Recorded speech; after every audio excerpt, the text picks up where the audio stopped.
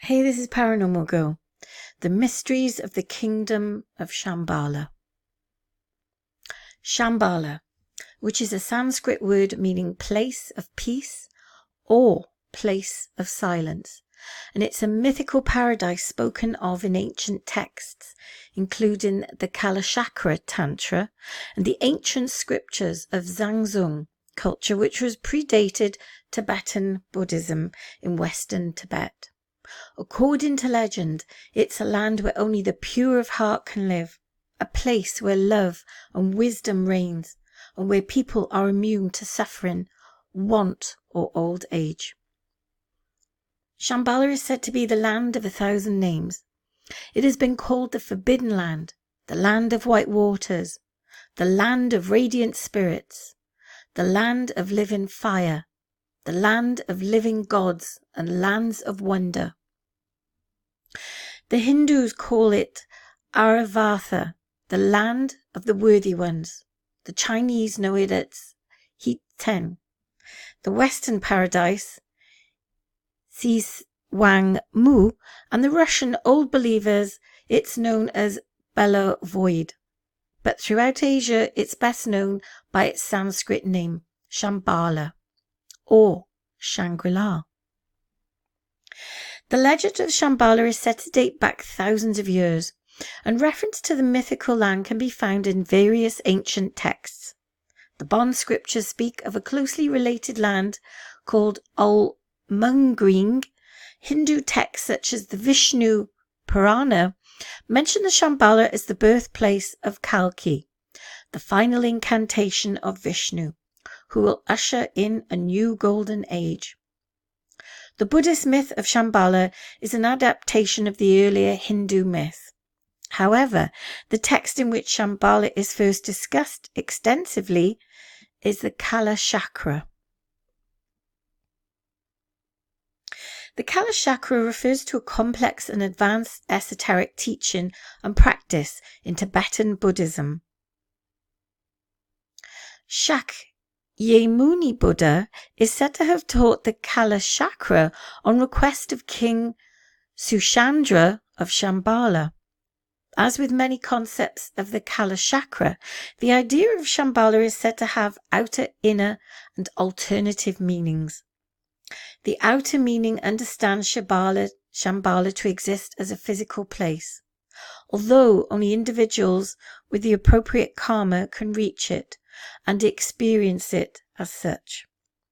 The inner and alternate meanings refer to a more subtle understanding of what Shambhala represents in terms of one's own body and mind, which is the inner mind. And during meditative practice, which is alternative practices, these two types of symbolic explanations are generally passed on orally from teacher to student. As the 14th Dalai Lama noted back in 1985, the Kalachakra incantation, the Bodh Shambhala is not an ordinary country. Although those with special affiliation may actually be able to go there through their karmic connection, nevertheless it's not a physical place that we can actually find. We can only say that it is a pure land in the human realm, and unless one has the merit and the actual karmic association, one cannot actually arrive there.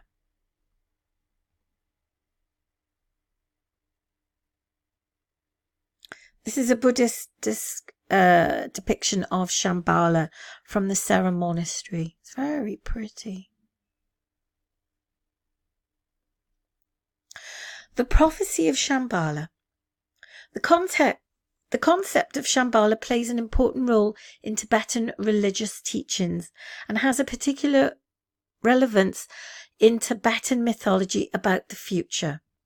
The Kalachakra prophesies the gradual deterioration of mankind as the ideology of materialism spreads over the earth. When the barbarians who follow this ideology are united under an evil king and think there is nothing left to conquer, the mists will lift to reveal the snowy mountains of Shambhala.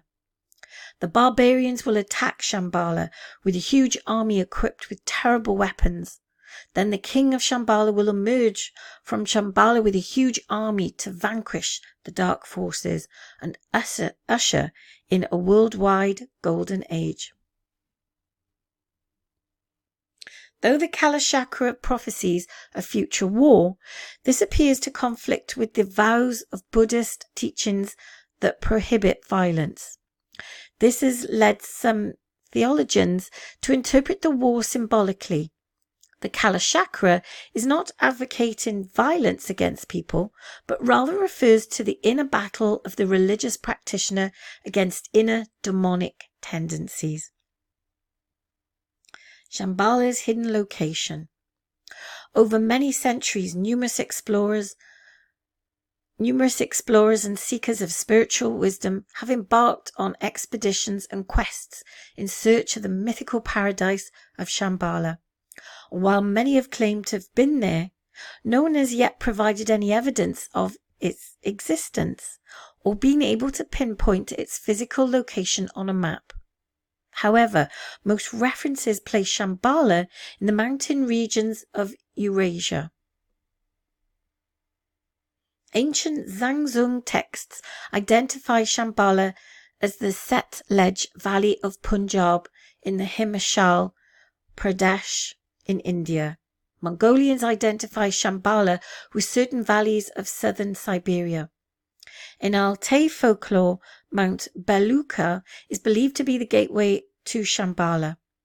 Modern Buddhist scholars seem to conclude that Shambhala is located in the higher reaches of the Himalayas in what is now called the Daludar Mountains, called McLeodganj. Some legends say that the entrance to Shambhala is hidden inside a remote, abandoned monastery in Tibet and guarded by beings known as the Shambhala Guardians. For some, the fact that Shambhala has never been found has a very simple explanation. Many believe that Shambhala lies on the very edge of physical reality, as a bridge connecting this world to the one beyond it. While many disregard Shambhala as the fanciful subject of myth and legend, for others, a belief in Shambhala stirs an inner yearning to one day find this utopian kingdom.